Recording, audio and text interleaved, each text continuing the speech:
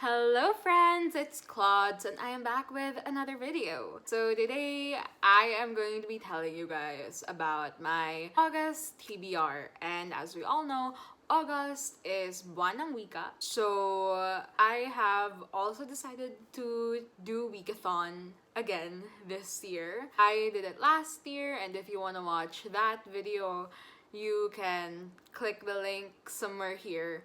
And yeah, so before we talk about my plans for Wikathon, I wanna talk about these other two books first.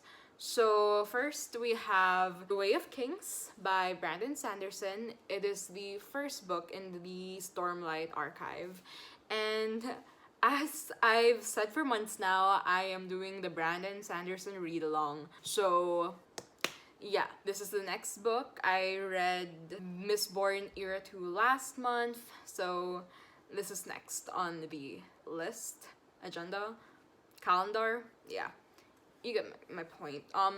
He's chunky. He's a chunky boy. He's about 1,000 pages, 1,252. In my experience, the first book is always like the shortest. So I'm kind of worried about how many more pages the next few books will be. But anyway, we're here. Why not? Right? Yeah. And this other book, I planned on reading it last month, but I didn't have the chance to. So anyway, I am going to be reading Ninth House by Lee Bardugo. Hopefully this month as well. I'll try to squeeze it in. Wikathon is my priority, and The Way of Kings because of the read along.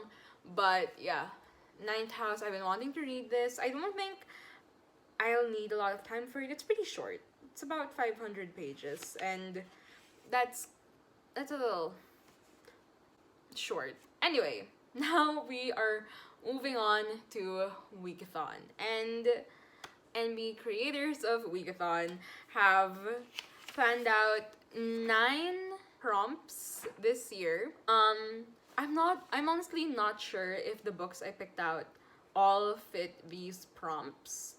There are 9 prompts, but I only picked out 6 books. Hopefully, no. Oh my god, learn how to count. 5 books. Hopefully over the month I'll be able to buy more. I didn't prepare ahead of time for Wikathon, so I picked out what books I already have, cause I've been spending a lot on books. I'm not on a book buying ban or anything, but I don't wanna spend more money on books right now. Okay, no. So yeah, if you want to know more about Wikathon, you can check them out on Instagram. They have a Discord server, and I'll leave a link to a video about Wikathon down below. So yeah. So the books I've picked out. First, we have Tala sa Dagat by Annette Acacia Flores. I saw this in the Adorna House website and their Shopee store, and it's such a pretty cover, and I hear a lot of people talk about this book as well, and that they actually liked it. Plus, it's not that long. It's pretty short. So, you know, if you've watched my videos before, you know that I have trouble speaking and understanding Filipino. Dishonor on you! So, this short of a book, with my understanding of Tagalog, yes, thank you very much. I will survive. So unlike last year, I went big right away and went on a borderline reading slump. So I don't want to go through that again this year. So we're starting small. We're starting with, how many pages are you again? 90 pages. 94 pages. So yeah. I should have a easy time with this one. So next we have Anina Allen by Eugene Y. Evasco. I don't really know much about other Filipino cultures. So the term badyaw is familiar to me. I've probably heard it a few times in school before or something, but yeah, I'm probably gonna learn a bit more about the Bajau people here because I know nothing. You know nothing, Jon Snow. I know nothing. Hopefully, this book will educate me a bit more and I'll be motivated to go online and read up on them. And, learn more about my country because that's just sad that I don't know a lot about it. Hopefully, yeah, this book will educate me. Plus, it has awards. So that has to be good, right? Right? And I know that people talk about this too in the Filipino book community. I think I've seen it in Instagram posts and maybe some YouTube videos from last year. Plus, look at this cover. Look at this cover. It's such a pretty cover. It's so pretty. It makes me excited to read it. I think I'm gonna enjoy this. Maybe I'll have a little trouble with it because flipping through the pages, I can already see that there are some terms that I really, really don't know. So I'll probably have some figuring out to do, some Googling to do while I read this. But yeah, it's also not that long. It's 112 pages. Ooh! There's a talasalitaan.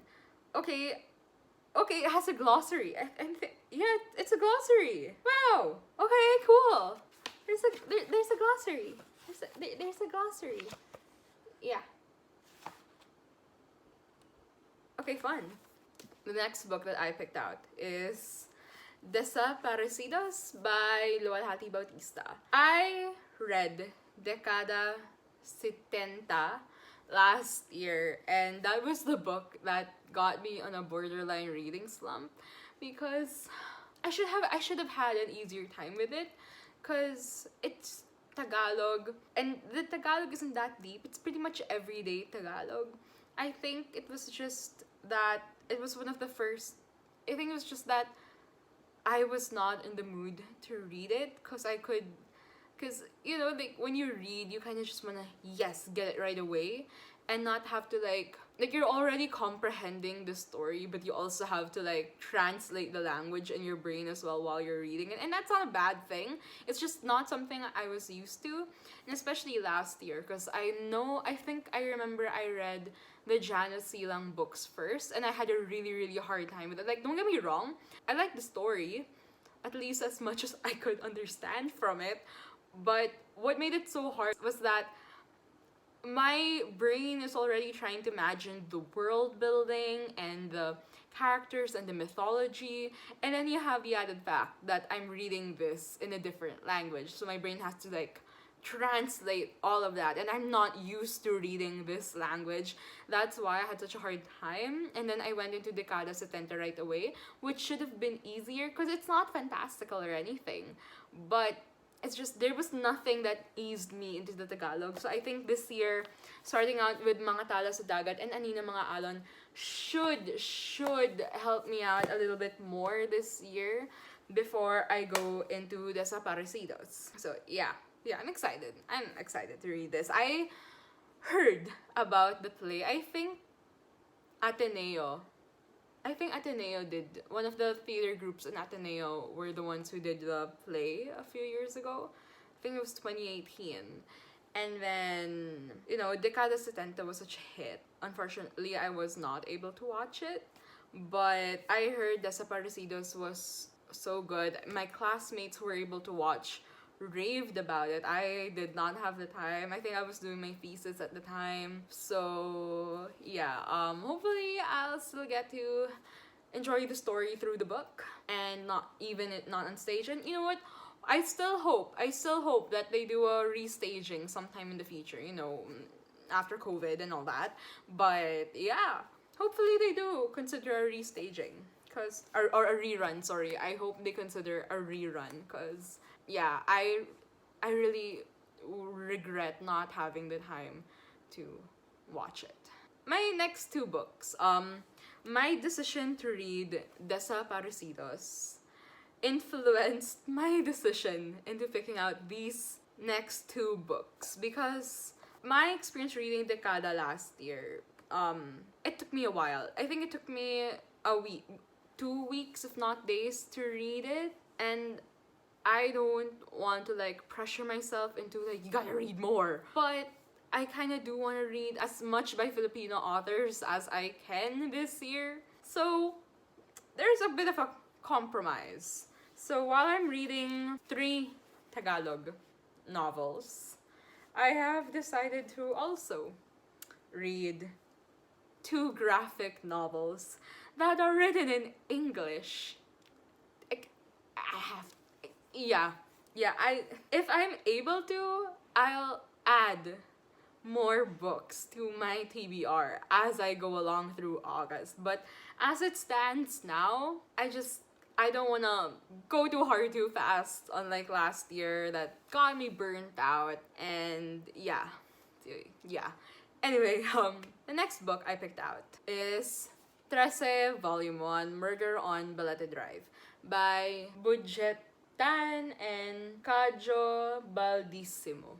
I hope I pronounced that right. I already watched the Netflix adaptation, so I kinda already have an idea of what's going to happen. And you know what?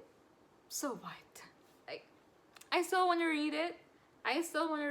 And hopefully I will be able to buy maybe up to volume 3 or 4 this month.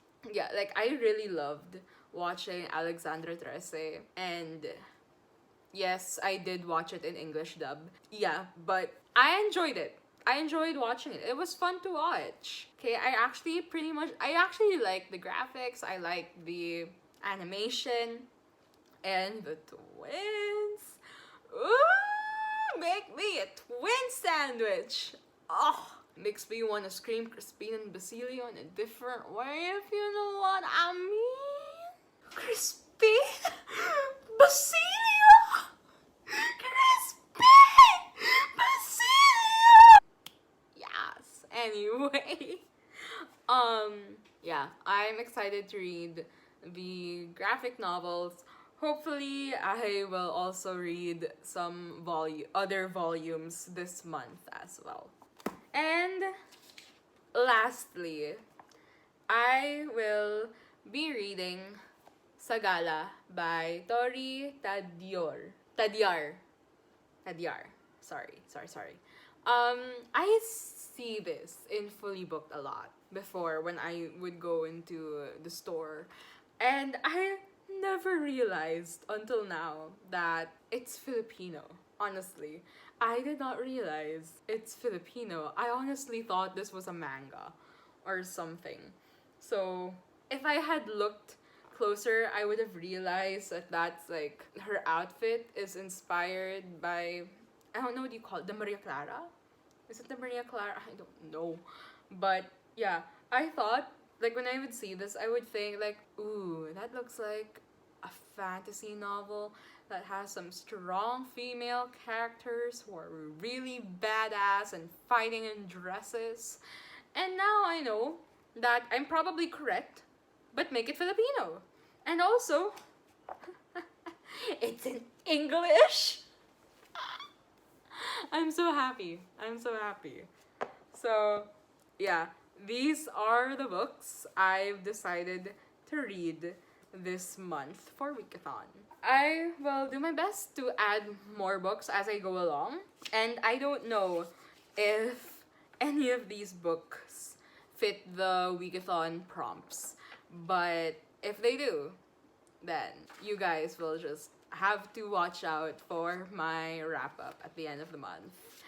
And yeah, I hope you liked it. I hope you enjoyed. Like, comment, subscribe, click on the bell icon, and yeah, I'll see you in the next one. Bye!